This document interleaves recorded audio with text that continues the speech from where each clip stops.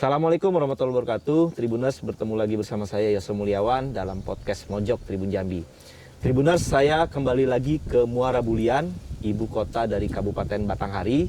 Nah, Tribuners, kali ini saya melawat ke Lembaga Pembinaan Khusus Anak LPKA kelas 2 Muara Bulian, atau kita biasa menyebutnya Lapas Anak.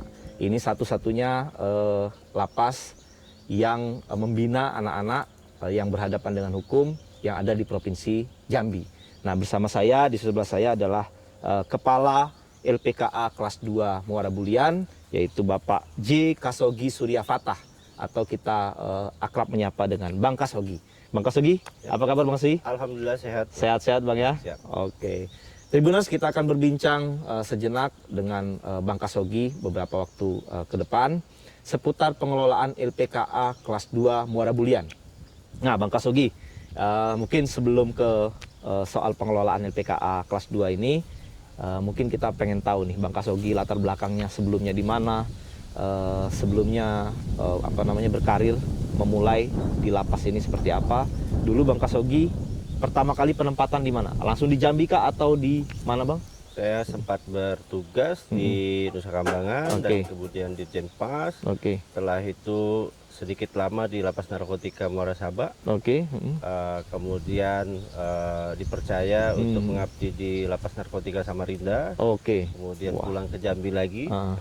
Dan setelah dari Lapas Jambi, saya mendapatkan amanah kurang lebih sudah 4 bulan di 4 bulan di sini ya. Sebagai Kepala Lembaga Pembinaan Khusus Anak kelas 2 Muara Bulian. Di Nusa Kambangan tahun berapa itu Bang? 2011 sampai 2012. 2011 2012. Di Nusa Kambangan setahun Bang ya? Kurang lebih. Dari situ ke mana Bang? Saya pindah tugas ke Jambi. Ke Jambi di lapas narkotika. Narkotika yang di Muara Sabak. Itu di Kabupaten Tanjung Jabung Timur Bang ya? Gimana Bang? Berapa lama di situ Bang? Sekitar 10 tahun. 10 tahun? Ya. Dari Nusa Kambangan langsung 10 tahun ke situ sampai 2022. Lebih banyak lagi pengalamannya tentu Bang di lapas narkotika. Untuk di narkotik itu kami kebetulan petugas yang pertama kali. Petugas pertama kali. Di lapas itu 2012 itu diresmikan. Kita langsung di situ. Kami langsung di sana, Bang. Ya, kita membangun, alhamdulillah. Untuk 2020 kita mendapatkan predikat WBK di lapas narkotika. WBK ini penghargaan yang didapatkan dari Menpan. WBK kepanjangannya Bang? Wilayah bebas korupsi ya? Dari korupsi. Bang, pengalaman yang paling menarik di lapas narkotika waktu itu Bang? Kebetulan saya pernah di lapas narkotika Muara Sabak dan Samarinda Bang. Jadi kita yang sangat menarik itu Bang, ternyata tidak semua para pecandu ini yang akar masalahnya ini dari murni kejahatan. Ada banyak hal. Jadi kami ada program rehab yang diselenggarakan oleh Dirjenpas. Alhamdulillah di Muara Sabak pernah menjadi percontohan rehab. Di Kalimantan Timur pun menjadi percontohan rehabilitasi. Bahkan sudah standar nasional Indonesia di Muara Sabak maupun Kalimantan Timur. Nah, kami penanganan terhadap narapidana pecandu ya Bang ya, itu sangat berbeda dengan kasus-kasus yang lain. Kenapa? Yang kita cari sebenarnya untuk penyelesaian dari masalah ini adalah akar masalah. Akar masalah dari mengapa mereka menjadi pecandu. Itu yang harus kita tangani dulu. Kalau akar masalahnya sudah kita dapatkan dan kemudian bisa kita laksanakan rencana untuk penyelesaian, tentunya dengan melibatkan narapidana dan keluarga, insya Allah kita berharap mereka tidak akan masuk lagi. Kasih contoh Bang, apa akar masalah misalnya salah satunya? Yang menjadi akar masalah itu paling sering itu adalah keluarga. Keluarga ya. Kemudian tingkat pendidikan, nah pergaulan. Nah itu yang perlu kita atasi dengan cara kira-kira dari hasil asesmen. Nah kira-kira apa yang menjadi penguat mereka sehingga akhirnya akar masalah yang sebelumnya menjadi masalah ini malah menjadi penguat untuk mereka. Itu di lapas narkotika sekitar 10 tahun Bang ya? Di Muara Sabak. Yang di Kalimantan Timur itu berapa tahun? 8 bulan. Setahun 8 bulan. Setelah dari Sabak? Ya. Di situ lapas narkotika juga? Setahun, Habis itu tadi pernah ke Ditjen Pas Bang? Itu di awal. Begitu di awal. Begitu lulus sebelum Nusa Kambangan ya? Pernah di Ditjen Pas di Jakarta ya, kementerian ya. Siap. Kemenkumham waktu itu masih Bang ya? Ya, benar. Oke. Setelah Kaltim baru Ke Lapas Jambi. ke Lapas Jambi dulu. Ya. Oke, di Lapas Jambi berapa lama Bang? Setahun, Ya. 2025. Ya. Oke, di sana jadi kepala Keamanan Bang ya. Oke. Baru habis itu ke sini jadi kepala lapas. Berarti ini kepala lapas pertama Bang ya? Pertama. Kepala lapas pertama. Oke, Bang, ini kita masuk ke LPKA kelas 2 Muara Bulian. Gimana Bang? Di sini berapa anak-anak yang kita bina? Kemudian kasus apa saja yang paling banyak? Silakan Bang. Jadi untuk kondisi saat ini per hari ini anak binaan kita sebanyak 65 orang, Bang. 65 orang.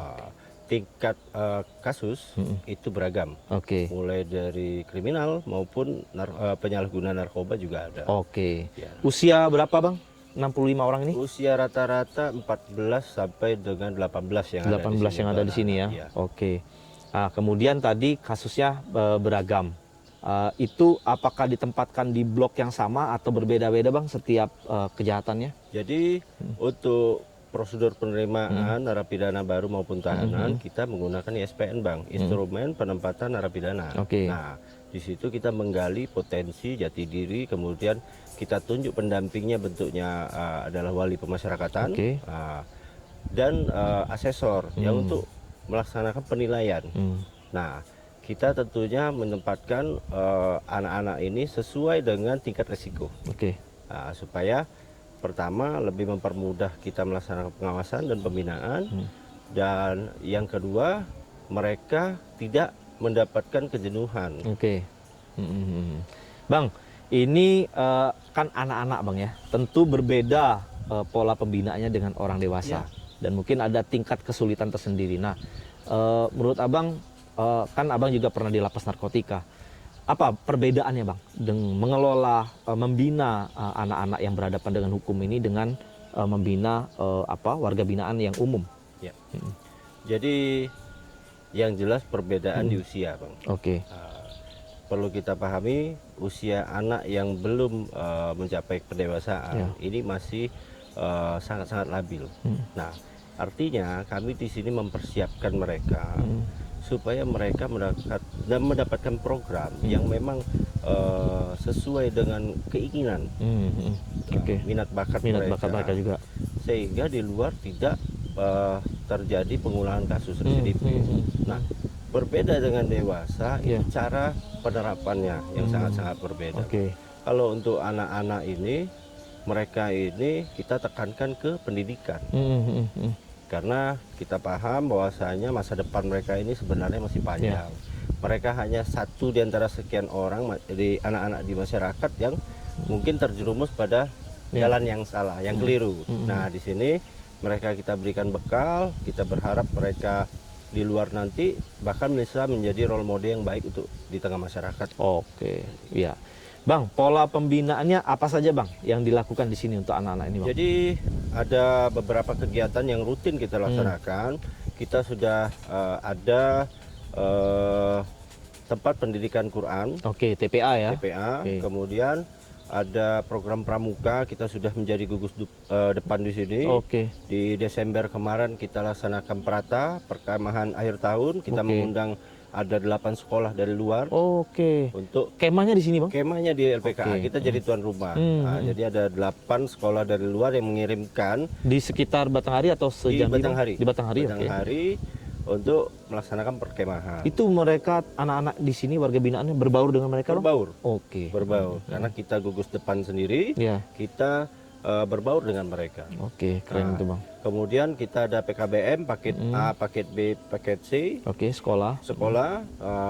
Ada 43 anak yang sudah mengikuti program PKBM dan insya Allah tahun ini ada 2 orang yang lulus Bang. Oke, tadi TPA, kemudian Pramuka, PKBM. Nah, kita ke PKBM nih Bang. Kan anak-anak ini di luar sekolah Bang ya. Kemudian dia berhadapan dengan hukum dan kemudian mereka harus dibina di sini.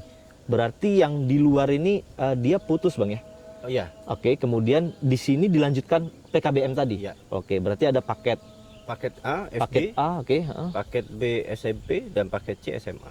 Artinya ketika mereka keluar pun mereka sudah punya ijazah, artinya tidak putus sekolah sama sekali gitu Bang ya? Ya, harapan kita supaya masa depan mereka masih bisa berlanjut ya? Masih bisa berlanjut. Masih bisa kuliah. Karena masuk ke menjadi anak di LPKA ini, mereka merasa minder, patah hati dan kemudian tidak mau melanjutkan masa depan. Oke, ya.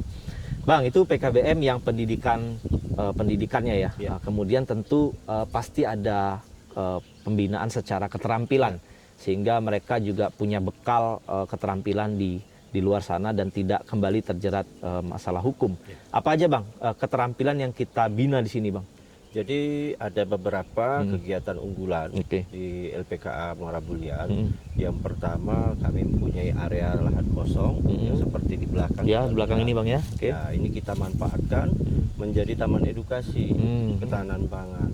Di satu sisi ketahanan pangannya dapat, di satu sisi edukasinya dapat. Nah, mungkin kita lihat itu ada semacam banner di setiap galangan itu edukasi bagi mereka biar mereka tahu kangkung ini berapa hari panennya. Bisa panen ya.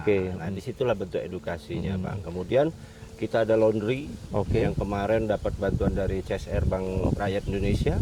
Berupa apa Bang bantuannya? Kita dapat mesin cuci. Mesin cuci ya. Itu Bang ya di depan kita Tribuners tidak melihat nih. Siap. Itu sekarang dilaksanakan laundry untuk anak-anak dan alhamdulillah gratis. Jadi mereka memang fokusnya giat belajar di sini. Nah, kemudian kita sedang menggagas untuk ikan asin. Ikan asin, perikanan, ikan dalam ada kolam terpal Bang ya. Kemudian peternakan ayam petelur ya. Nah, dan di tahun ini kami menggunakan bahan-bahan yang mungkin tidak terpakai lagi, itu kami aktifkan bisa menjadi kolam terpal, jadi polybag. Nah, itu kita memberikan edukasi kepada anak-anak bahwasanya tidak ada yang tidak bermanfaat, semua bisa dimanfaatkan. Bang, ini di belakang tadi apa Bang? Apa aja Bang? Ini yang di depan ini tadi Bang, yang belum muncul tanamannya tadi apa Bang? Ini kita sawi hijau. Sawi hijau ya. Kemudian ada cabai itu Bang ya? Ada cabai, ada terong. Ada terong yang di sana ya. Saya lihat sudah berbuah tuh terong ya Bang. Kemudian kayak di sana katanya ada pisang Bang ya? Iya. Pisang, kemudian apa Bang tadi? Kangkung Bang ya? Ubi kayu. Ubi kayu yang ini ya. Sana.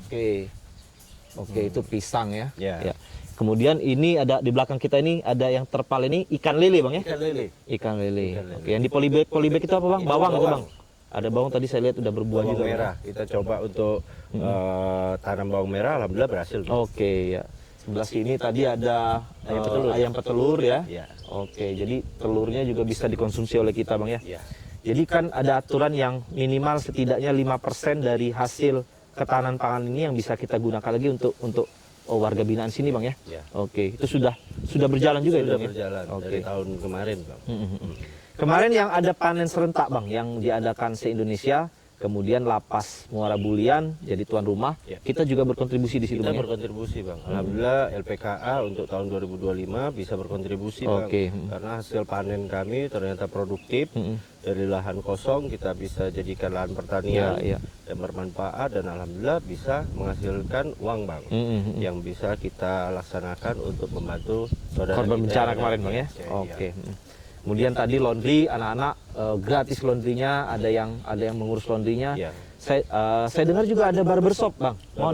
Itu gimana Bang? Rencana kami laksanakan perkuat dari klien Bapas. Jadi narapidana yang sudah bebas yang mempunyai keahlian kami itu koordinasi dengan Bapas Jambi. Alhamdulillah ada yang mempunyai keahlian barbershop.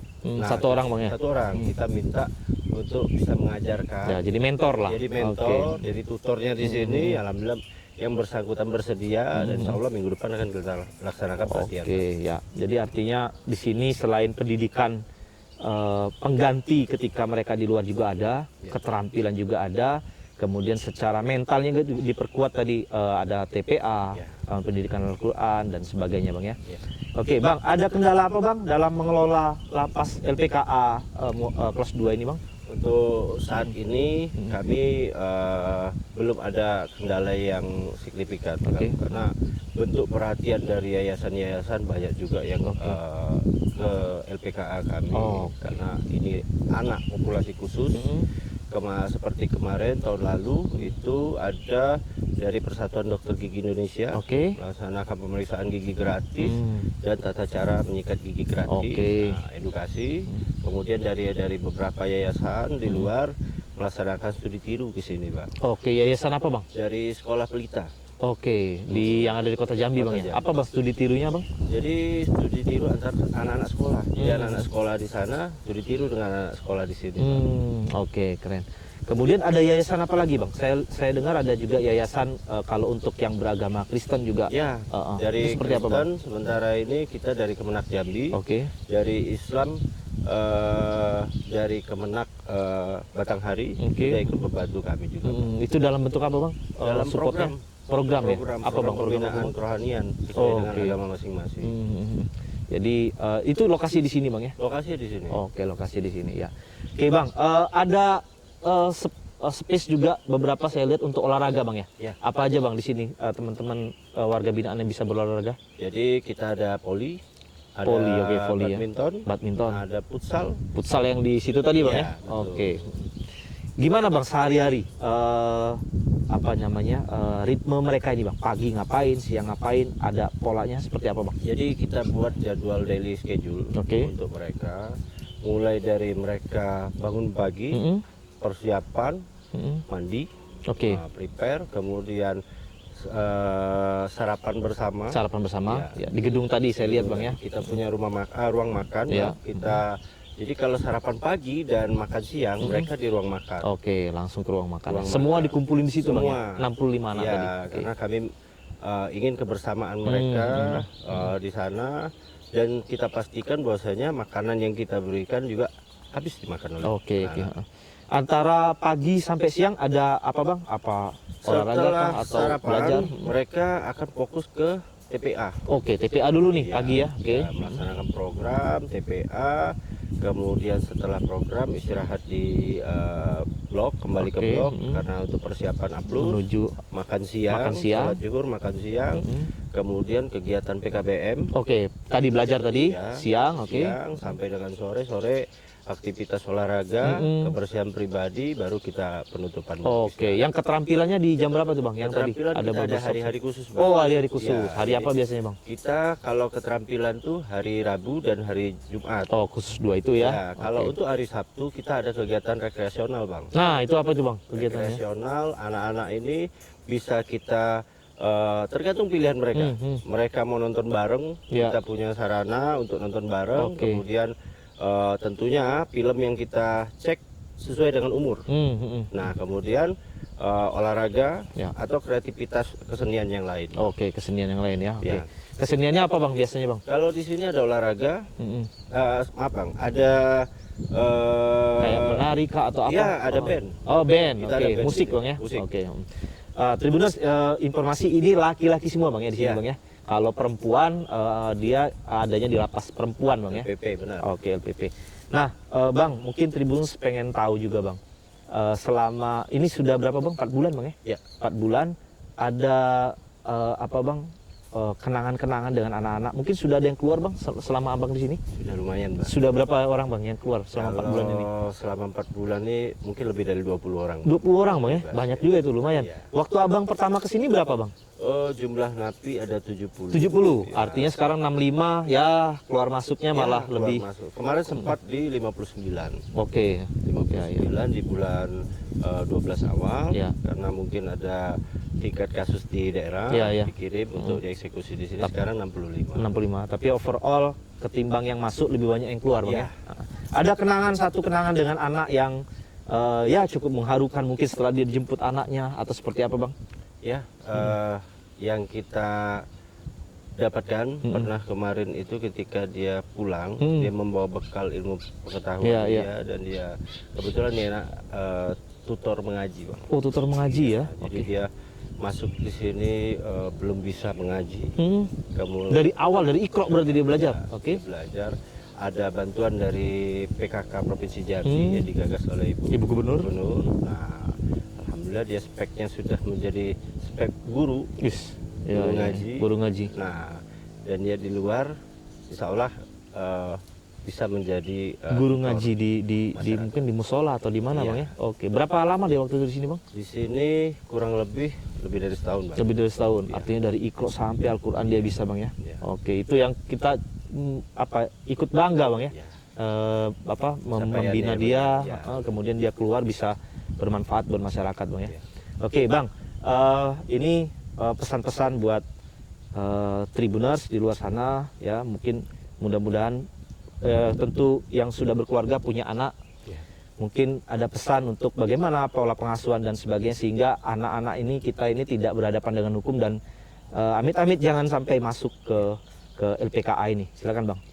Ya, untuk rekan-rekan masyarakat secara luas bahwasanya memang di lapas anak ini, anak-anak kami, anak-anak binaan kami ini kami melaksanakan pembinaan yang manusiawi, tapi sebisa mungkin dengan kondisi zaman yang sekarang perlu kita laksanakan pengawasan terhadap anak-anak yang berada di luar. Kita berharap bahwasanya apalagi melalui KUHP dan KUHP baru yang berlaku di tahun ini, kami berharap malah tidak ada anak yang menjadi penghuni di LPKA ini. Artinya kita berharap memang pengawasan dari orang tua bisa berlangsung maksimal dan anak-anak pun alangkah lebih baik itu tempatnya di tengah keluarga. Oke, itu yang paling baik bang ya. Iya. Bang tadi sedikit menyinggung soal KUHP baru, kemudian ada restoratif justice yang dikedepankan di KUHP baru, KUHP baru.